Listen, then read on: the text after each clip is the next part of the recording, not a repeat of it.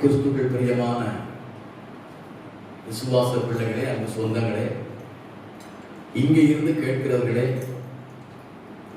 YouTube மூலமாக எங்கேயோ இருந்து கேட்கிற தேவனுடைய பிள்ளைகள் உங்கள் யாவருக்கும் ஆண்டவராக இயேசுவின் நாமத்தில் வாழ்த்தினை தெரிவித்துக் கொள்கிறேன். கர்த்தர் ஆசீர்வதிப்பார். இன்றைய செய்தி 192வது காலை மன்னாய். கர்த்தர் கிருபையினால 191 செய்தியை கேட்கும்படியான கிருபை பாராட்டி இருக்கிறார். இதுல ஒரு கொஞ்சம் செய்தி யூடியூப்ல இல்லாம இருக்கும். அது வாய்ஸ் ரெக்கார்ட்ல முன்ன இருந்துச்சு. ஆனாலும் ஒரு 180 செய்தி இருக்குன்னு நினைக்கிறேன். நீங்க இந்த கூட செய்தி கேட்கறதுக்காக சும்மா இருக்கும்போது பழைய செய்தி போட்டு கேட்டு பாருங்க. அது உங்களுக்கு மிகுந்த ஆசீர்வாதத்தை கொடுக்கும். நான் சொன்னது போல கடந்த வாரம் முழுவதும் கடலுக்குள்ள போய் மீன்பிடி கப்பலில் இருந்து கப்பலுடைய செய்திகளை வேதாகமத்தில் உள்ளதை ஆதாரத்தோடு தியானிப்பதற்கு ஆண்டு கிருபை கொடுத்தார். கேட்டு நீங்கள் ஆசீர்வதிக்கப்பட்டீர்கள் நான் விசுவாசிக்கிறேன்.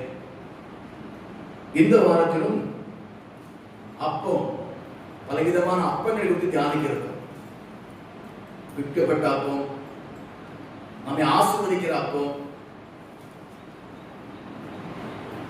ஒரு அப்பம் வித்தியாசமான அப்பம், அதுதான் நரகத்துக்கு ஆயத்தப்படுத்தும் அப்பம். வேத வசனத்துல இருந்து இப்படி தலைப்புகளை கர்த்தர் கொடுத்திருக்கிறார்.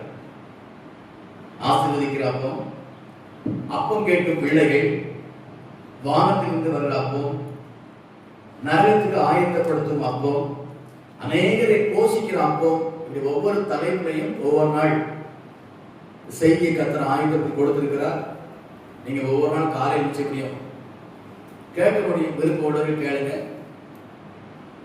அது பிரயோஜனமா இருந்தா அது கை கொள்ளுங்க, கீழ்ப்படிங்க. அதற்குரிய ஆசீர்வாதங்களை நீங்க பெற்றுக்கொள்ள முடியும். அதுக்கு என்ன சாட்சி உள்ள ஒரு வாழ்க்கையை நீங்க வாழ முடியும்.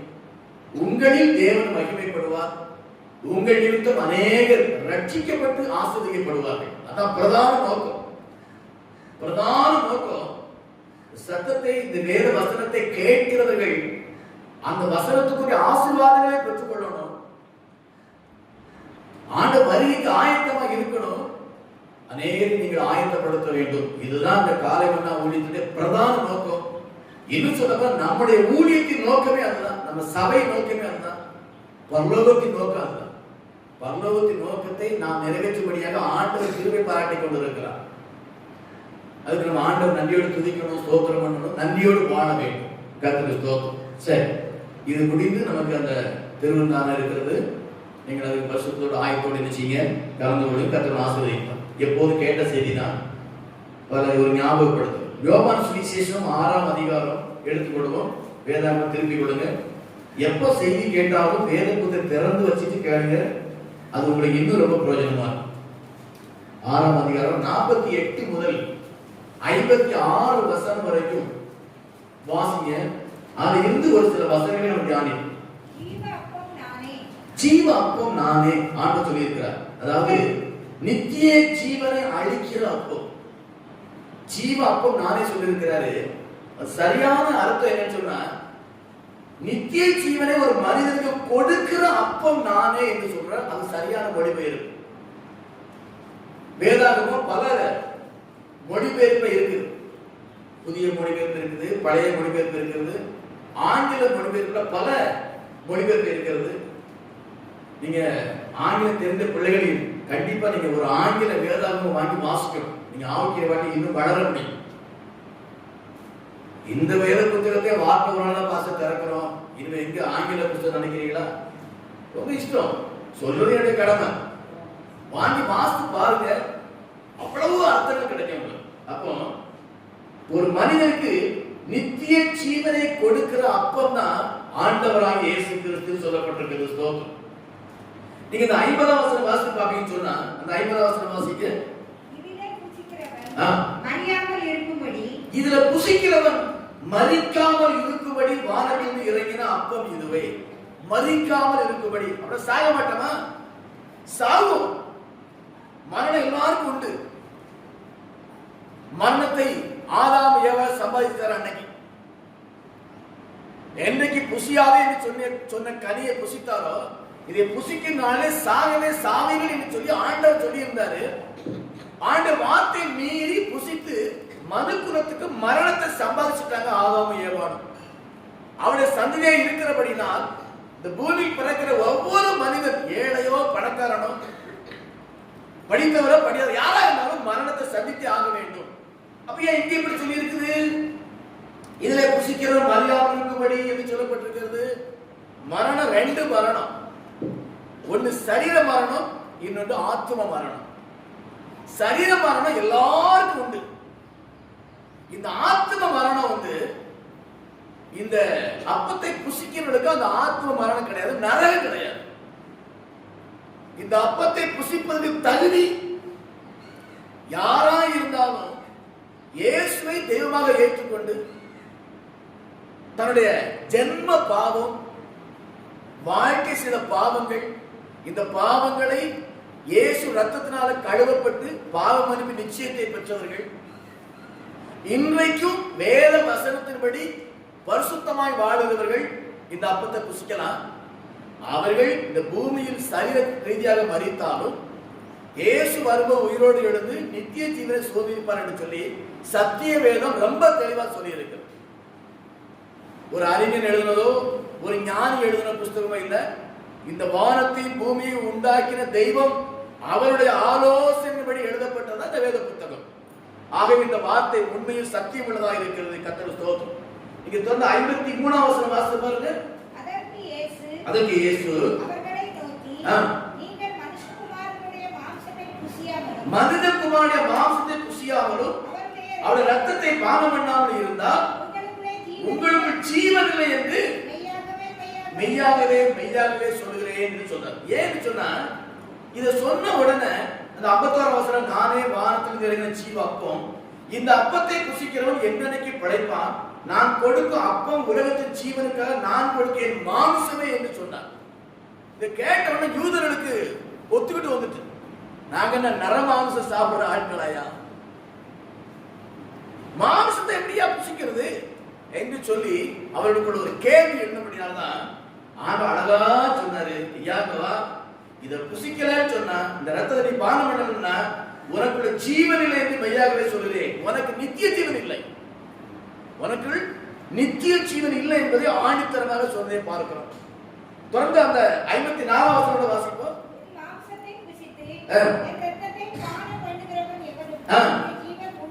என் மாம்சத்தை புசித்து என் ரத்தத்தை பானம் பண்றவனுக்கு நித்திய ஜீவன் உண்டு, நான் அவனை கடைசியாக எழுப்புவேன்.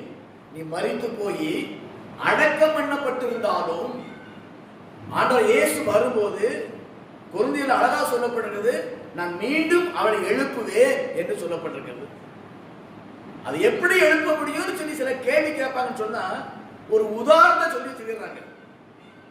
மதியினே அப்படி சொல்லிட்டு, நீ விதைக்கிற விதை செத்து போயிருந்தா மீண்டும் அதுக்கு அதே விதை மேய்ஞ்சி கொடுக்குதா, அதே போல சரீரம் விதைக்கப்பட்ட சரீரம் திரும்ப எழுந்திருக்கும் என்று சொல்லி ஓமையோடு கூட அதை உறுதிப்படுத்தியிருக்கதை பார்க்கிறோம், நம்ம கேள்விப்படுகிறோம்.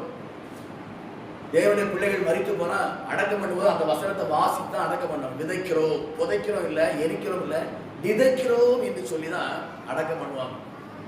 அல்லேலூயா, ஸ்தோத்திரம். தொடர்ந்து நீங்க 56ஆம் வசனம் வாசிங்க. என் மாம்சத்தை புசித்து என் மாம்சத்தை புசித்து என் ரத்தத்தை பானம் பண்றவன் என்னிலே நிலைத்திருக்கிறான், நானும் அவன் நிலைத்திருக்கிறேன். அல்லேலூயா. அப்ப இந்த மாமிசமாகிய இந்த அப்பத்தை, ரத்தமாகிய இந்த ரசத்தை புசித்து பானம் பண்ணும்போது, விசுவாசத்தோடு கூட பானம் பண்ணும்போது நாம் இயேசுவில் நிலைத்திருக்கிறோம், இயேசு நம்மில் நிலைத்திருக்கிறார். அதனாலதான் வேதம் சொல்லியிருக்கு, நீங்களே நான் தங்க ஆலயம் என்று சொல்லி இருக்கிறார். அல்லேலூயா. நான் உங்க கூட இருப்பேன், நீ என் கூட இருப்ப. உறவு எவ்வளவு பாக்கியம் பார்த்தீங்களா, எவ்வளவு பாக்கியம் பார்த்தீங்களா. கர்த்தர் நம்ம கூட நினைச்சு இருப்பாராம். உலகத்தில் எத்தனையோ நண்பர்கள்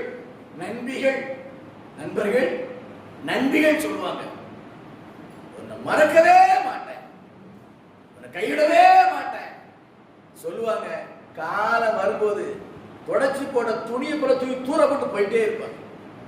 வாழ்க்கை தரம் உயரும் போது, இன்னொரு மேன்மையான வாய்ப்பு கிடைக்கும் போது, இன்னொரு நண்பன் கிடைக்கும் போது தூக்கி தூர எறிவாங்க, மறந்துடுவாங்க, மறுதலித்து விடுவார்கள். ஆண்டவரை இயேசு கிறிஸ்து சொல்றாரு, நான் உன்னில் நிலைத்திருப்பேன், நீ என்ன நிலைத்திருப்பாய். இந்த வாழ்க்கை வாழ்றதான் பாக்கியம். அல்லேலூயா, அல்லேலூயா.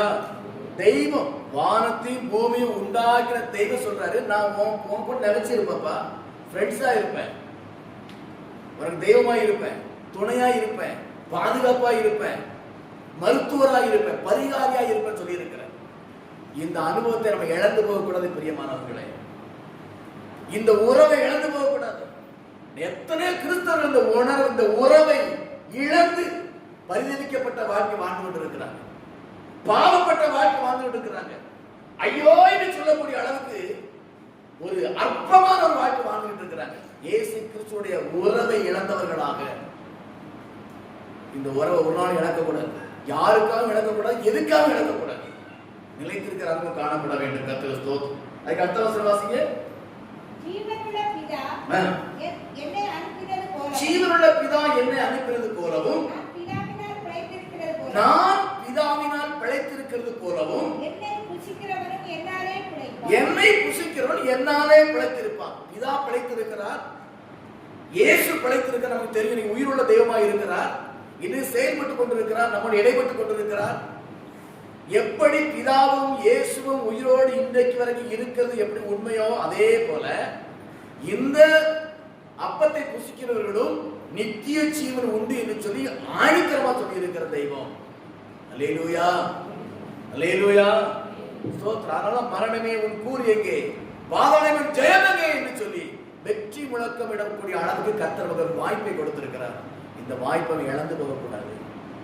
இந்த வாய்ப்பை இழந்து போகிற சூழ்நிலைகள் உருவாகும். நமக்கு இந்த வாய்ப்பை இழந்து போகிற பிரச்சனை நமக்கு வரும். இந்த வாய்ப்பை இழந்து போகிறதுக்கு நிறைய தடைகள் வரும். எந்த சூழ்நிலையிலும் இந்த அன்பை விட்டு, இந்த உறவை விட்டு நாம் பிரிந்து போகாதபடி ரொம்ப கவனமா ஜாக்கிரதையா இருக்கணும். அல்லேலூயா.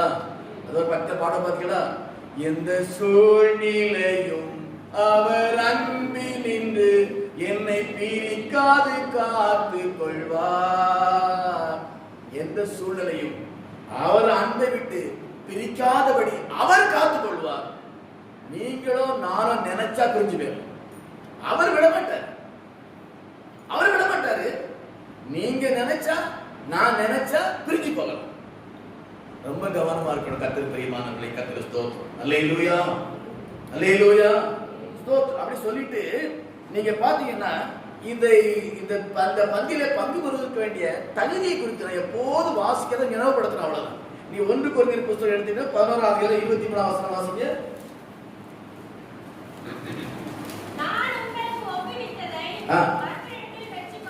நான் இப்ப என்ன சொல்றேன், நான் உங்களுக்கு ஒப்புவிக்கிறது, நான் சொல்லிக் கொடுக்கிறது. பவுல் சொல்றாரு ஒரு சபைக்கு, பாருங்க, நான் சொல்றத நானா சொல்லல, நான் உங்களுக்கு சொல்றதை எங்க பெற்றுக்கிட்டேன், கர்த்தரிடத்தில் பெற்றுக்கொண்டேன்னு சொல்லிட்டாரு. அப்ப கர்த்தரிடத்தில் எப்படி பெற்றுக்கொண்டாரு அவரு?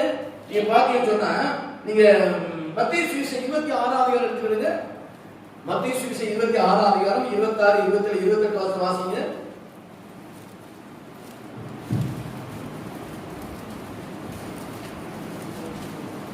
மத்தேயு சுவிசேஷம் 26 அதிகாரம் 26, 27, 28. இயேசு கிறிஸ்து மாம்சம் இந்த பூமியில வாழ்ந்த நாட்டில் நடந்த சம்பவத்தை இங்க சொல்ல பார்க்கலாம். அவர்கள் போஜன பண்டிகையில் இயேசு அப்பத்தை எடுத்து அவர் ஆசீர்வதித்தார். அதை பிட்டு சீசர்களுக்கு கொடுத்தாரு. இதை வாங்கி புசிங்க, இது என்னுடைய சரீரமா இருக்கிறது, அது சரீரம் போல இருக்கிறது சொல்லி இயேசு சொல்லி கொடுத்திருக்கிறார். அப்படி கொடுத்துட்டு அதுக்கப்புறம் திரும்ப அந்த ரசம் இருந்த பாத்திரத்தை எடுத்து அதை ஸ்தோத்திரம் பண்ணி அதை அவங்களுக்கு கொடுத்து, எல்லாரும் இதுல நீங்க பானம் பண்ணுங்க, எல்லாரும் குடிக்கப்பா சொல்லிட்டு, எதற்காக இது பாவ மன்னிப்புக்காக உண்டாகிற அநேகருக்காக சிந்தப்படுகிற புது உடன்படிக்கையின் என்னுடைய ரத்தம். புது உடன்படிக்கை ரத்தம் அநேகருக்கு பாவ மன்னிப்பை கொடுக்கும்படியாக சிந்தப்பட்ட புதிய உடன்படிக்கை ரத்தமாக இருக்கிறது அப்படின்னு சொன்னா, அப்ப பழைய உடன்படிக்கை ஒண்ணு இருந்திருக்கணும். அல்லேலூயா, அல்லேலூயா. பழைய உடன்படிக்கை என்னது? எபிரேயர் புத்தகம் 9ஆம் அதிகாரம் எடுத்துட்டு கொஞ்சம். எபிரேயர் 9ஆம் அதிகாரம் 12, 13, 14 வசனம் வாசிங்க. வெள்ளாட்டுக்கடா, இளங்காளை இவைகளுடைய ரத்தத்தினால் அல்ல, சொந்த ரத்தத்தினால். அதாவது ஆடு, ஆட்டுக்கடா அந்த ரத்தத்தினால் அல்ல. ஏன்னா பழைய ஏற்பாடு நாட்கள்ல அந்த ரத்தம் சிந்தப்பட்டது. ஆசாரியர் அந்த ரத்தம் சிந்தித்தான் தேவாலயத்துக்கு போக முடியும். ஜனங்கள் தன்னுடைய பாவத்துக்காக அந்த ரத்தத்தை சிந்தினாங்க. ஆட்டு ரத்தத்தை சிந்தினாங்க, புறா குஞ்சி ரத்தத்தை சிந்தினாங்க. ரத்தம் சிந்தா போனாங்க. ஆனா இன்றைக்கு புதிய உடன்படிக்கை என்ன சொல்லுது? தன்னுடைய சொந்த ரத்தத்தினாலும் ஒரே தரம் மகா பரிசுத்த ஸ்தலத்தில் பிரவேசித்து நித்திய மீட்பை உண்டு பண்ணி இருக்கிறார். அல்லேலூயா, அல்லேலூயா. அழகா சொல்லப்பட்டிருக்கு பாருங்க. வெள்ளாட்டுக்கடா, இளங்காளை இவருடைய ரத்தத்தினால அல்ல, தன்னுடைய சொந்த ரத்தத்தினாலும் ஒரே தரம் மகா பரிசுத்த ஸ்தலத்தில் பிரவேசித்து நித்திய மீட்பை உண்டு பண்ணின நிரந்தரமான மீட்பு. பழைய நாட்கள்ல வருஷம் வருஷம் ரத்தம் சிந்திட்டே இருப்பாங்க. ரத்தம் சிந்துவாங்க, திரும்ப போய் பாவம் செய்வாங்க, திரும்ப பலி செலுத்தி பரிசுத்தம் ஆவாங்க, திரும்ப பாவம் செய்வாங்க. இப்படி இருந்தது. ஆனா இயேசு சொந்த ரத்தத்தை சிந்தி அவர் நித்திய மீட்பை உண்டு பண்ணி இருக்கிறார். அது எப்படின்னு சொன்னா, 13வது சொல்லுகிறது, காளை வெள்ளாட்டுக்கடா இவரின் ரத்தமும் தீட்டுப்பட்ட மேல் தெளிக்கப்பட்ட கடாரின் சாம்பலும் சரீர சுத்தி உண்டாகும்படி பரிசுத்தப்படுத்துமானால் நித்திய ஆவியினாலே தம்மை தாமே பழுதற்ற பலியாக தேவனுக்கு ஒப்பு கொடுத்த கிறிஸ்துடைய ரத்தம். என்ன ரத்தம்? இயேசு கிறிஸ்துடைய ரத்தம் ஜீவனுள்ள தேவனுக்கு ஊழியம் செய்வதற்கு உங்கள் மனச்சாட்சியை செத்த கிரியையால சுத்திகரிப்பது எவ்வளவு நிச்சயம். அப்ப இயேசு ரத்தம் சிந்துறது நம்மளாம் என்ன நினைப்போம்? பாவ மன்னிப்புக்கு மட்டும்தான் நினைப்போம், சாவ நீங்களுக்கு மட்டும்தான் நினைப்போம். ஏதோ ஆண்டு பிள்ளையா மாறுக்கு மட்டும் நினைப்போம். அது மட்டும் இல்லங்க, ஆண்டவருக்கு ஊழியம் செய்யும்படியாக இந்த ரத்தம் நம்மை பிரித்து எடுத்திருக்கிறது. அதனால சொல்லப்படுது, அவர் ரத்தத்தால கழுவப்படும் போது ராஜாக்களும் ஆசாரியர்களும் ஆகினார் என்று சொல்லி வேதம் சொல்லி இருக்கிறது. இந்த சத்தியத்தை அநேகம் மறந்துடுவாங்க, மறைச்சிடுவாங்க. என்ன சொல்றது? ரட்சிக்கப்பட்ட எல்லாரும் ஊழியக்காரர் சொல்றது வேதம். எல்லாரும் ஊழியக்காரர்கள், எல்லாரும் ஊழியம் செய்யணும் சொல்லுது. சில இடங்கள்ல அவங்க ஊழியம் செய்யக்கூடாது, அவனுக்கு தகுதி இல்லை. உண்மைதான், தகுதி இல்லதான். ஆனா இயேசு ரத்தம் நம்மை ஊழியம் செய்து தகுதிப்படுத்துகிறது. எல்லா ஊழியமும் எல்லாரும் செய்ய முடியாது, அது கவனமா இருக்கணும். அது நம்ம கவனமா இருக்கணும். எல்லாருக்கும் பொதுவான ஊழியம் சுவிசேஷ வேலை. இந்த ஊழியத்தை எல்லாரும் செய்யலாம், எல்லாரும் செய்யணும். இது தனியான அழைப்பே வேண்டாம், இதுக்கு ஒரு தனி அபிஷேகம் வேண்டாம். ரட்சிக்கப்பட்ட ஒவ்வொருவருக்கும் இது தகுதியை கத்தர் கொடுக்கிறார். அவருக்கு ஊழியம் செய்யும்படியாக ஒரு போதகர் ஊழியம், ஒரு மேய்ப்பர் ஊழியம், ஒரு அப்போஸ்தலர் ஊழியம், ஒரு தீர்க்கதரிசி ஊழியம், அதுக்கு சொன்னா அது பிரத்யேக அழைப்பு, பிரத்யேக அபிஷேகம் வேணும். ஆனா சுவிசேஷ வேலை செய்வதற்கு எந்த தகுதி தேவையில்லை. ரட்சிக்கப்பட்டிருந்து ஆத்ம பாரம் இருந்து நானும் 2 பேருக்கு சுவிசேஷம் சொல்லணும், ஏன் மூலம் நானும் ரட்சிக்கப்பட்ட பாரம் இருந்தா போதும், கர்த்தர் பயன்படுத்துவார். அல்லேலூயா, அல்லேலூயா. நீங்கள் பயன்பட வேண்டும். கடைசி காலத்தில் நீங்கள் பயன்பட வேண்டும். உண்மையுள்ள விசுவாசிகள் பயன்பட வேண்டும். உத்தமமான விசுவாசிகள் பயன்பட வேண்டும். உங்க ஊழியத்தை யாரும் தடுக்க முடியாது, தடுக்கவும் கூடாது. தடுக்க முடியாது, தடுக்கவும் கூடாது. நான் தடுக்க கூடாது உங்க ஊழியத்தை. உங்க பிள்ளை ஊழியத்தை நீங்க பெற்றோர் தடுக்க கூடாது. கணவர் ஊழியத்தை மனைவி தடுக்க கூடாது, பாவம் அது. ஏன்னா இயேசு அதுக்கு தான் அழைச்சிருக்கிறாரு. அதுக்கு மேல நீங்க ஒரு போதகராகவோ மேய்ப்பனாகவோ ஆகும் சொன்னா அது கர்த்தர் உங்களுக்குள்ள ஒரு காரியம், அதுக்கு விசேஷ அழைப்பு கர்த்தர் வச்சிருக்கிறார். ஆகவே ரட்சிக்கப்பட்ட ஒவ்வொரு மேலும் உள்ள ஊழியமாகிய கடமை ஒன்று இருக்கிறது. அது சுவிசேஷம் அறிவிக்கக்கூடிய வேலை. அல்லேலூயா, அல்லேலூயா. அன்னைக்கு ஆடு, கோழி, புறா இந்த ரத்தத்தால மீட்கப்பட்டவன் அன்னைக்கு ஊழியக்காரன் கிடையாது. அவன் சாவத்தடி விசுவாசி. என் ஆண்டவராகிய இயேசு கிறிஸ்து ரத்தத்தால் மீட்கப்பட்டவர்கள் அவர்கள் எல்லாரும் ஊழியக்காரர்கள். சந்தோஷமா இல்லையோ? ஒரு கைதட்டி, ஆண்டவரே இந்த பாக்கியத்தை கொடுக்கிறீங்களாப்பா, இந்த பாக்கியத்தை தந்திருக்கீங்க ஆண்டவரே. என்ன தகுதி இருக்கு? தகுதி இல்லாதவரை தகுதிப்படுத்தணும் ஆண்டவராகிய இயேசு கிறிஸ்து. பட்டமும் பதவியும் படிப்பு இல்லாத பாவரனையும் சாமானியனையும் எளியவனையும் ஏழைகளையும் அவர் கரத்தில் பயன்படுகிற தெய்வம் தான் ஆண்டவர் இயேசு கிறிஸ்து. இந்த உலகத்துல ஒரு மனுஷன் ஒருத்தர் பயன்படணும்னா தகுதி பார்ப்பாங்க. உடல் தகுதி, சர்டிபிகேட்ல என்ன டிகிரி இருக்கான்னு பார்ப்பாங்க, அனுபவம் இருக்கான்னு பார்ப்பாங்க. ஒரு தகுதி இல்லாதபடி கனமான வேலையை ஆண்டவர் இயேசு இந்த பூமி நமக்கு வைத்திருக்கிறார், அவருடைய பிள்ளைகள் வைத்திருக்கிறார். செய்வது நம்ம கடமை, அதனுடைய கடன் இந்த உணர்வு செயல்பட வேண்டும். அல்லேலூயா, சோதனை. இப்போ அந்த கொரிந்தியர் 1:16 நான் உங்களுக்கு புரிதை கத்தரை பெற்றுக் கொண்டேன். கத்தரா இயேசு தான் காட்டிக் கொண்டு அன்று ராத்திரியில அப்பத்தை எடுத்து ஸ்தோத்திரம் பண்ணி அதை விட்டு அங்க உள்ளத மத்தேயுல இயேசு செய்ததை இந்த கொரிந்து சபைக்கு பவுல் நினைவுபடுத்துகிறார். இன்றைக்கு தேவ கிருபையினால உங்களுக்கு நான் நினைவுபடுத்திட்டு இருக்க பரிசுத்தாவின் உதவியோடு கூட தூரமாய் இருந்து சத்து கேட்ட பிள்ளைகளே உங்களுக்கு கர்த்தர் நினைவுபடுத்துகிறார். இந்த சம்பவத்தை இயேசு செய்தார், பவுல் கொரிந்து சபைக்கு நினைவுபடுத்தினார். இன்றைக்கு அடியான் மூலமாக உங்களுக்கு நினைவுபடுத்திக் கொண்டிருக்கிறார். கர்த்தருக்கு ஸ்தோத்திரம். ஸ்தோத்திரம் பண்ணி அதை விட்டு அதை நீங்கள் வாங்கி புசியுங்கள், இது உங்களுக்காக விற்கப்பட என்னுடைய சரீரமாக இருக்கிறது, என்ன நினைவுறும்படி செய்யுங்கள். முதல்ல பிழைத்திருப்போம், நித்திய ஜீவன் உண்டு, அவருடைய நிலைத்திருப்போம். இப்ப எது தெரியுமா? என்ன நினைவுறும்படி. நீங்க அடுத்த வசனம் பாத்தீங்கன்னா அங்கேயே அப்படிதான், ரத்தத்தை பானம் பண்ணிட்டு இதை பானம் பண்ணும்போதுதான் என்ன நினைவுறும்படி செய்யுங்கள். நம்ம இயேசு நினைக்காம இருக்கிறோமா? நினைச்சுட்டு தான் இருக்கிறோம். பிரத்யேகமாக கல்வாரி சிலுவை மரணத்தை நினைச்சு பார்க்கணும். இந்த கல்வாரி மரணம் எதுக்காக ஏற்படுத்தப்பட்டது? இந்த மரணத்துல எனக்கு என்ன மேன்மைகள், இதை ஆராய்ந்து பார்த்து நினைச்சு பார்த்து விசுவாசித்து வாழ்வோம் என்று சொன்னால் நம்ம ஆண்டவர் இயேசு கல்வாரி சிலுவை சம்பாதித்த அத்தனை ஆசீர்வாதம் இந்த பூமியில அனுபவிக்க முடியும். அல்லேலூயா, அல்லேலூயா. உலகத்துல எந்த மனுஷனும் அனுபவிக்க முடியும். எல்லாருக்கும் அந்த உரிமையை கத்தர் கொடுத்திருக்கிறார். என்ன சம்பாதிச்சிருக்கிறார்? என்ன ஆசீர்வாதம்? முதலாவது பிசாசின் அடிமைத்தனத்திலிருந்து விடுதலை, பாவத்தின் அடிமைத்தனத்திலிருந்து விடுதலை, சாபத்திலிருந்து விடுதலை, நோயிலிருந்து விடுதலை, நரக அக்கினியிலிருந்து விடுதலை. இதுதான் இயேசு கிறிஸ்து கல்வாரி சிலுவையில் அவர் சம்பாதித்த ஆசீர்வாதங்கள். ஏன் அவர் மரணத்தை நினைக்கணும்?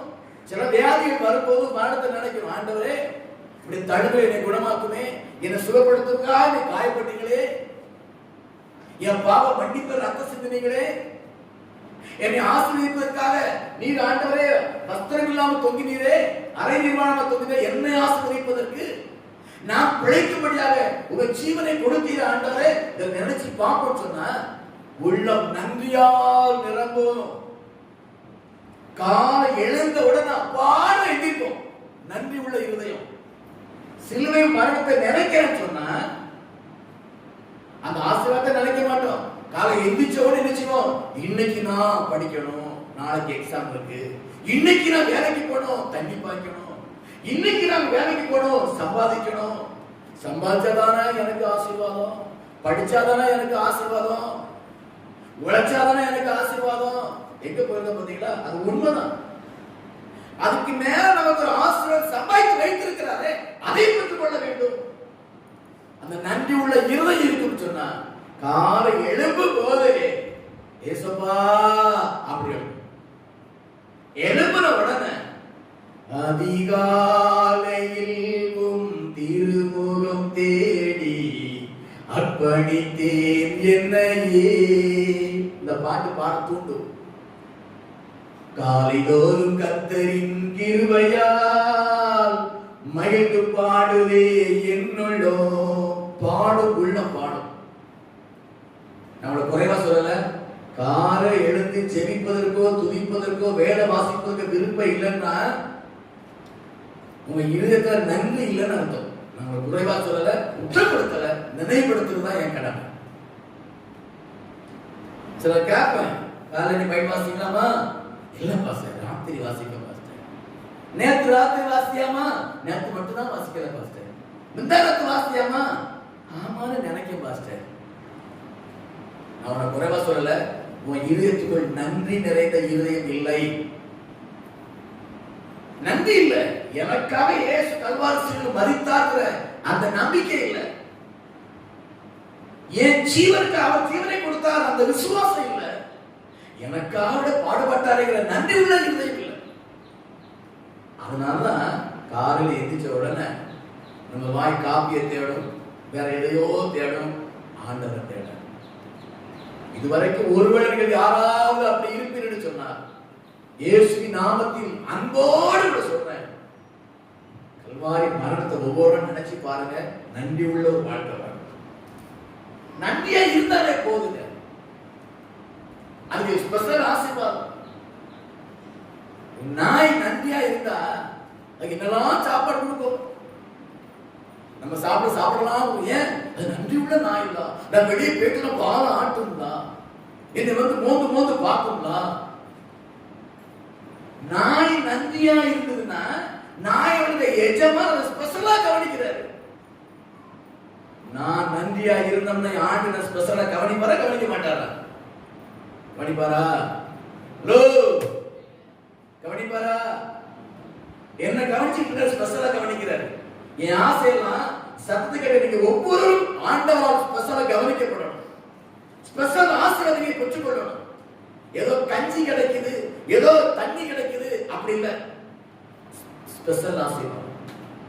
உங்க குடும்பத்தில் ரட்சிக்கப்படாதவர்கள் பெற்றுக்கொள்ளாத ஆசீர்வாதத்தை நீங்க பெற்றுக்கொள்ளணும். அல்லேலூயா. உங்க சார்ந்து இருக்கிறவங்க பெற்றுக்கொள்ளாத நன்மையை நீங்க பெற்றுக்கொள்ளணும். சுற்றி இருக்கிற ஜனங்கள் பெற்றுக்கொள்ளாத நன்மையோட பிள்ளைகள் பெற்றுக்கொள்ளணும். அப்பதான் தேவநாமம் மகிமைப்படும். எப்போ இந்த நன்மை கிடைக்கும்? நன்றி உள்ள வாழ்க்கை வாழ்வது. எப்ப நன்றி உள்ள வாழ்க்கை வாழ்வோம்? கல்வாரி மரணத்தை நினைத்து பார்க்கும் போது. அல்லேலூயா, அல்லேலூயா. இந்த அப்பத்தை புசிக்கும் போது, ரத்தத்தை பானம் பண்ணும் போது கல்வாரி மரணத்தை அவரை நினைவு கூறும்படி செய்ய வேண்டும். முதல்ல எதுக்கு சொன்ன? நித்திய ஜீவன் கிடைக்கும். நம்பர் 1. ரெண்டாவது, இயேசு நாம் நிலைத்திருப்போம், என்ஜாய் பண்ணலாம். 2. மூன்றாவது, கல்வாரி மரணத்தை நினைத்து பார்க்க வேண்டும். இன்னும் நீ வாசம் பாத்தீங்கன்னா இந்த 26 வசனம் வாசிங்க. ஆகையால் நீங்கள் இந்த அப்பத்தை புசித்து இந்த ரத்தத்தை பானம் பண்ணும் போதெல்லாம் கர்த்தர் வருமளவும் அவருடைய மரணத்தை தெரிவிக்கிறீர்கள். இதான் 4வது கட்டளை, 4வது ஆசீர்வாதம், 4வது ஆர்டர். இதை செய்யும் போதெல்லாம் என்ன செய்யணும்? மரணத்தை தெரிவிக்கிறீர்கள். யாருக்கு? யாருக்கு? இந்த மரணத்தின் நோக்கத்தை தெரியாதவர்களுக்கு. இயேசு ஏன் மரித்தார் தெரியாத மக்கள் கூட பாத்தீங்களா, அவங்களுக்கு சொல்லணும். இயேசு மரித்ததின் நோக்கம் பாவ மன்னிப்புக்காக, சாப நீக்கும்படியா, அடிமைத்தனம் மாறுபடியா, நீ ஆசீர்வதிக்கப்படும்படியா, எல்லாவற்றையும் மேலாக இந்த உலகத்தில் நீ மரணத்தின் வழியாக இந்த உலகத்தில் கடந்து போகும்போது சொர்க்கம் என்று சொல்கிற, பரலோகம் என்று சொல்லக்கூடிய அந்த நித்திய ஜீவனை பெற்றுக் கொள்ளப்படுகிற இயேசு கல்வாரி மரித்திருக்கிறார். மனப்பூர்வமா ஏற்றுக்கொண்ட மரணம். ஒரு கொல்லல, கொல்லும்படியாக அர்ப்பணித்தார். இந்த உலக மக்கள் மீட்படைபடியாக இதை வெளியே சொல்லணுங்க. திருந்துல பங்கு வரணும். இந்த அப்பத்தை புசிக்கணும், இதை செய்யணும். அப்படி இல்லைன்னு சொன்னா நாம் இதை புசித்தும் நன்றி இல்லாத வாழ்க்கை வாழ்கிறோம். இன்னும் கொஞ்சம் டீப்பா சொல்ல போனா உணர்வு இல்லாத வாழ்க்கை வாழ்கிறோம். திரும்ப சொல்றேன், நான் குறைவா சொல்லல. உங்கள் தேவ சித்தம் நிறைவேற வேண்டும். நீங்கள் தேவநாமத்தை மகிமைப்படுத்த வேண்டும். நீங்கள் தேவ காரியத்தில் பயன்பட வேண்டும். உங்கள் நிமித்தம் அநேக நரகாக்கி தப்பு வைக்கப்பட வேண்டும் என்பதற்காகத்தான் ஆண்டவர் நினைவுபடுத்த வார்த்தை நான் தைரியமா சொல்லிட்டு இருக்கேன். மரணத்தை என்ன செய்ய வேண்டுமா? தெரிவிக்க வேண்டும். இதுதான் முதல்ல. என்னது? நித்திய ஜீவன் உண்டு. இயேசு நம்மோட நிலைச்சிருப்பாரு. அந்த கல்வாரி சிலுவையின் ஆசீர்வாதங்கள். மூன்றாவது, மரணத்தை நினைத்து ஆசிரியப்படுவது. நாலாவது இந்த மரணத்தை வெளியே தெரிவிப்பது. அல்லேலூயா. 4 மறந்துடாதீங்க, 4 விஷயத்தைய மறக்காதீங்க. அதுக்கு அப்புறம் இதில் கலந்து கொள்வதற்கு தகுதியை சொல்லி இருக்கிறார் பாருங்க. அதுக்கு பாத்தீங்கன்னா அந்த 27வது சொல்லுது, எவன் அபாத்திரமாய் கர்த்தருடைய அப்பத்தை புசித்து, அது அபாத்திரமான தகுதி இல்லாமல் சொன்னா பரிசுத்தம் இல்லாமல், என்ன இல்லாம பரிசுத்தம் இல்லாம எல்லாம் நாக்க நீட்டிட்டு கை நீட்டு வாங்கிட்டு போயிடக்கூடாது. ஒருத்தர் சொன்னார், வேதனையோடு ஒரு ஐயா சொன்னாங்க, ஐயா எங்க சபையில ஸ்மோக் பண்றாங்க ஐயா வெளியே நின்று, அவங்களும் வந்து அப்ப சாப்பிடுறாங்க ஐயா. ஒருத்தர் சொன்னாரு, ஒரு பெரியவர் சொன்னாரு, துக்கத்தோட சொன்னார். நான் சொன்னேன், அவர் சாப்பிட்டா அவருடைய பலன் அவருக்கு கிடைக்கும், நீங்க கவலைப்படாதீங்க, ஜாபடிங்க அவருக்கு கிடைக்கும். தகுதியோடு 100க்கு 100 பரிசுத்தத்தோட பங்கு பெறணும். அபாத்திரமாய் பங்கு பெற்றா அவன் என்னவா, கர்த்தருடைய புசித்தோட பாத்திரங்களை பானம் பண்ணுகிறவனோ பண்ணுகிறவன் எவனோ அவன் கர்த்தருடைய சரீரத்தை இரத்தத்தை குறித்து குற்றமுள்ளவனாய் இருப்பான், குற்றவாளி சொல்லிட்டு அப்படி சொல்றாரு, எந்த மனிதனும் நானா இருந்தாலும் நீங்களா இருந்தாலும் வேத வசனம் எனக்கு உண்டு உங்களுக்கு உண்டு. நான் பாஸ் ஆகிறதால எனக்கு வேற கிடையாது. நான் உங்களை கை நீட்டி பேசுறதுன்னா அந்த வார்த்தை எனக்கு உண்டு. எந்த மனுஷனும் தன்னைத்தானே சோதித்தார், இந்த அப்பத்தை புசித்து இந்த பாத்திரத்தை பானம் பண்ண கடவன். ஏன் அப்படி சொன்னா 29 சொல்றது, அபாத்திரமாய் போஜனம் பண்ணுகிறவன் கர்த்தருடைய சரீரம் என்னது விதானத்தை அறியாதனால் தனக்கு ஆக்கினை தீர்ப்பபடி போஜனம் பண்ணுகிறான், குற்றவாளி தீர்க்கப்படும்படியாக போஜனம் பண்ணுகிறான். நான் யோசித்து பார்த்தேன், எனக்கு ஒரு வெளிப்பாடு வந்தது. இதே அப்போ 2 வே, இதே அப்ப இருக்குது 2 வழிகாட்டு. இந்த அப்பத்தை புசிட்டு பரலோகத்துக்கு போகலாம், இந்த அப்பத்தை புசிட்டு நரகத்துக்கு போகலாம். அல்லேலூயா, அல்லேலூயா. பயப்படாதீங்க, இயேசு உங்களை நேசிக்கிறார், என்னை நேசிக்கிறார். ஆகவே உணர்த்துகிறார், அவ்வளவுதான். சத்தத்தை கேட்ட அருமையான தேவனுடைய பிள்ளை எங்க இருந்து சத்தம் கேட்டாலும் சரி, இயேசு உங்களை நேசிக்கிறபடினால. உன்னை சுற்றி இருக்கிற ஆள் யாராவது இருக்கலாம், நீங்க எப்படி இருக்கிறீங்க, நீங்க பரிசுத்தோடு பங்கு பெறுங்க. அவன் சரியில்லை, இவன் சரியில்லை, ஆகவே நான் பங்கு பெறல சொல்லக்கூடாது. தன்னைத்தான் சோதித்து அறிந்து பக்கத்துல பார்த்து பங்கு பெற ஆண்டவர் சொல்லல. நான் என்ன ஆராய்ச்சி பார்க்கணும், நான் கொடுக்கிறாள் எப்படி பார்க்க வேண்டிய அவசியம் இல்லை, எனக்கு இல்லை. வாங்குற உங்களை ஆராய்ந்து பாருங்க, பக்கத்துல ஆட்கள் யாரும் பார்க்காதீங்க, வேண்டாம். இந்த அப்பத்தை புசித்துட்டு குற்றவாளிகள் தீர்க்கப்படுவார்கள். எங்க ஜட்ஜ்மெண்ட்? அங்க நியாய தீர்ப்பு நாளையில. வாலிப பிள்ளைகளே, அருமையான சகோதரனே சகோதரியே, என்னையும் சேர்த்து ஆண்டு சொல்லி இருக்கிறாரு, நியாய தீர்ப்பு நாளையில ஆண்டவர் இயேசு எழுந்து வந்து நம்மளை கட்டி பிடிச்சு என் பிதாவால் ஆசீர்வதிக்கப்பட்டவனே சொல்லி பரலோகம் கூட்டிட்டு போகணும். அதற்கு ஆயத்தமுள்ள மக்களாய் வாழ வேண்டும் என்று கர்த்தர் விரும்புகிறார். குற்றவாளிகள் தீர்க்குமா? அதுக்கப்புறம் 30ஆம் வசனத்துல அது பரலோகத்துல கடைசி நாட்கள்ல, ஆனா பூமியில இது நிமித்த உங்களில் அநேகர் பலவீனர். ஆனா பலவீனப்பட்டவ எல்லாமே அபாத்திரமா பங்குவன்னு நினைக்க கூடாது, தப்பு. குறுக்கு வலிக்கு பாவத்தோட திரும்ப பங்கு பெற்றாங்களோ அப்படி சொல்லக்கூடாது. பலவீன சூழ்நிலை வரக்கூடியது. கடைசி நாள் நம்ம எல்லாம் சாப்பிட அப்பளம் விஷம், சுவாசிக்கிற காற்று விஷம், குடிக்கிற தண்ணி விஷம், அதனால எல்லாம் வியாதி வருது. அந்த வியாதி வந்தா பிரச்சனை இல்லை. ஆனா அபாத்திரமா இந்த அப்பத்தை புசித்து அது வியாதியஸ்தனமா இருக்கும். சில பலவீனமா இருக்கிறாங்க, அதுக்கப்புறம் நீங்க பாத்தீங்கன்னா சில வியாதிகளா இருக்கிறாங்க, இன்னும் சில நித்திரையும் அடைந்திருக்கிறாங்க. அப்படின்னா என்னது? பெட்ல தூங்குறது இல்ல, செத்து போயிட்டான். அல்லேலூயா, அல்லேலூயா. திரும்ப சொல்றேன், இயேசு உங்களை நேசிக்கிறபடினால. தகப்பன் யாரை நேசிக்கிறாரோ அவனை சிக்ஷிக்கிறான். தகப்பன் நேசிக்கிற புத்திரன்னா பாக்கியவான். பூசி மெழுகி பரவாயில்ல பரவாயில்ல கர்த்தர் மன்னிப்பாரு போ அப்படின்னு சொன்னா கட்டிய துணி வச்சு மறைக்கிறது. அது மறைச்சிட வெளியே தெரியாது, ஆனா உள்ள புழுத்துரும், அந்த இடத்துல புழு வச்சிடும் சில இடம்ல. ஆனா அந்த கட்டிய பிளேட வச்சு அறுத்து பிசுக்கி எடுத்து மருந்து போட்டா வேதனையா இருக்கும், ஆனா ஆறு புழு வைக்காது. ஆண்டவர் நேசிக்கிறவர், கட்டிய அறுக்கிற தெய்வம் நம்முடைய ஆண்டவர், பிசுக்குகிற தெய்வம் அவர், சீலை எடுக்கிற தெய்வம் அவர், குணமாக்குகிற ஆண்டவர். அல்லேலூயா. ஒரு கையை அவர் மையப்படுத்துறாங்க. ஆகவே 31ஆம் வசனம், நம்மை நாமே நிதானித்து அறிந்தால் நியாயம் தீர்க்கப்படும். இது நிமித்தம் பலவீனப்படோ, இது நிமித்தம் வியாதிப்படோ, இது நிமித்தம் மரித்து போக மாட்டோம். அல்லேலூயா. இது வந்து டூ வே. இது என்னது? Two way. புது வெளிப்பாடு. டூ வே சுற்றி வச்சிருப்பாங்க. வீட்டுல இருந்து போடலாம், வெளியிருந்து போடுற மாதிரி ரெண்டு பக்கம் வந்து வேலை செய்யும். நான் இதோட குறிச்சு நேரம் ஆயிடுச்சு. என் ஆண்டவராகிய மாமிசவர் ரத்தமும் டூ வே. இதை புசித்து நீ பரலோகத்துக்கு போகலாம், இதை புசித்து நரகத்துக்கு போகலாம். பரிசுத்தோடு புசித்தா பரலோகம், பரிசுத்தமில்லாமல் புசித்தா முழங்கால் படிட்டு ஆண்டு நோக்கி பார்க்கணும். எல்லாரும் முழங்கால் போட்டு, இயேசுவே, இந்த 10வது மாதம் முதல் உயிர் தந்த பண்டிகை நாளிலும் எங்களோடு இடைபெற்றிருக்கீங்கப்பா. எத்தனையோ பேர் இந்த வசனம் கேட்டுக்கிறோம். இன்னைக்கு தேனிட்ட பணியாரம் போன புது ருசியோடு கூட எங்களோட பேசியிருக்கிறார். எனக்கு பிடிச்சிருக்கு அந்த வார்த்தை. இந்த வார்த்தையை நாங்கள் ஏற்றுக்கொள்கிறோம் ஆண்டவர். இந்த வார்த்தைக்கு எங்களை அர்ப்பணிக்கிறோம் ஆண்டவர். கொஞ்சம் ஆராய்ந்து பார்க்கிறோம். ஏதாயிலும் சின்னவோ பெரியவோ அப்படியே கிடையாது. தப்புன்னா தப்பு.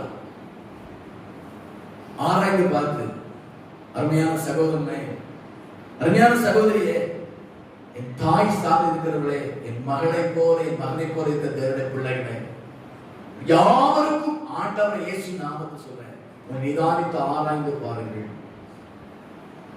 குற்றம் இருக்கும் என்று சொன்னார் நீ பயப்பட வேண்டாம், சோர்ந்து போக வேண்டாம்.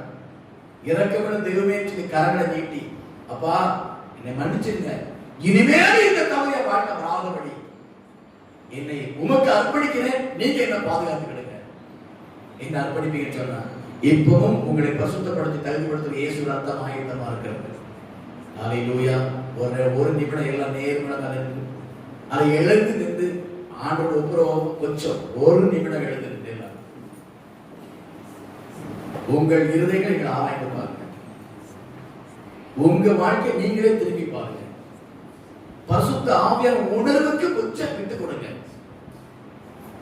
பரிசுத்த ஆவியான உணர்வுக்கு அர்ப்பணிங்க, ஒத்துக்கிடுங்க. நீங்க மீட்கப்படலாம், பரிசுத்தமாயிரலாம். இறக்கமுள்ள ஆண்டவர் உயிருள்ளவருக்கும் இறங்குவார். மறைச்சு போயிட்டோம்னா இறங்க மாட்டார். ஜட்ஜ்மெண்ட் அன்னைக்கு கேளுங்க ஆண்டவர்கிட்ட, ஆண்டவரே ஏதாவது குற்றக்குறை இருந்தால் என்னை மன்னிச்சிருக்கப்பா, சமுதாய பிழைகளை மன்னிச்சிருக்க ஆண்டவரே. பரிசுத்தோடு பங்கு பெற்று ஆண்டவரே இப்படி கல்வாரி சிலுவை சபத அத்தனை ஆசீர்வாதம் இந்த பூமியில பெற்று உண்மை நிலைத்திருந்து கனி கொடுக்கும் பிள்ளைகளாக, உனக்கு ஊழியம் செய்யும் பிள்ளைகளாக, உடைய மரணத்தை நினைக்கிறது மாத்திரமல்ல மற்றவர்கள் சொல்லுகிற பிள்ளைகளாக இவர்கள் காணப்பட நான் செபித்து இவர்களை ஆசீர்வதிக்கிறேன். கர்த்தர் அப்படியே பிள்ளைகளை பயன்படுத்த மாட்டார். இவர்கள் பயன்படுவதை எந்த மனிதனும், ஏன் எந்த ஊழியரும், எந்த பிசாசும் தடை செய்யாதபடி விடுதலையோடு சித்தம் செய்வதற்கு, கரத்திலே பயன்படுவதற்கு நான் இவரை அர்ப்பணித்து நான் செபிக்கிறேன் ஆண்டவரே.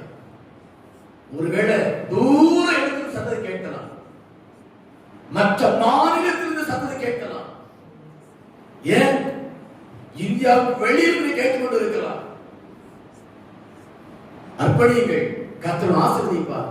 பயன்படுங்கள், கர்த்தர் பயன்படுத்துவார். ஜெபம் பண்ணுவோமா? அன்பின் பரலோக பிதாவே, 9 மாதங்கள் கண்மணி போல காத்து நடத்தி இந்த 10வது நாளிலும் இந்த 4வது நாளிலும் அற்புதமாய் இந்த ஆராயை கொண்டு வந்து உம்மை பாடி துதித்து ஆராதிக்க கிருபை செய்கிறீர். உம்முடைய வார்த்தைகளை பேசி இருக்கிறீர். நன்றி செலுத்துறோம் ஐயா. இந்த வார்த்தைக்கு நாங்கள் அர்ப்பணிக்கிறோம். எங்களை பரிசுத்தப்படுத்த அர்ப்பணிக்கிறோம், ஒப்பு கொடுக்கிறோம். ஆண்டவரே சத்துக்களை ஆசீர்வதிங்க, பரிசுத்தப்படுத்துங்க, ஆசீர்வதிங்க, பயன்படுத்துங்க. இவனை கொண்டு நீர் உன் சித்தத்தை நிறைவேற்றுங்க. இவளை கொண்டு அநேக நித்தியை சுதந்திரிப்பதற்கு பயன்படுத்தும்படி அதை ஒப்புக்கொண்டு ஜெபிக்கிறேன். ஜெபங்கள் நல்ல பிதாவே, ஆமென். ஸ்தோத்திரம், ஸ்தோத்திரம். எல்லாரும் சேர்ந்து சொல்லுவோம். என் ஆத்துமாவே கர்த்தரை ஸ்தோத்திரி, முழு உள்ளமே பரிசுத்த நாமத்தை ஸ்தோத்திரி. என் ஆத்துமாவே கர்த்தரை ஸ்தோத்திரி, அவர் செய்த சகல உபகாரங்களை மறவாதே. ஆமென். கர்த்தராகிய இயேசு கிறிஸ்து கிருபையும் பிதாவுடைய அன்பும் பரிசுத்த ஆவியின் ஐக்கியம் வழி நடத்தலும் ஆசீர்வாதங்களும் பாதுகாப்பும் பயன்படுத்தணும். சத்தத்தை கேட்ட எல்லோரோடு கூட சகல பரிசுத்தவான் கூட ஆண்டுடைய வரை மட்டும் காணப்படுவதாக. ஆமென். அல்லேலூயா, அல்லேலூயா, அல்லேலூயா.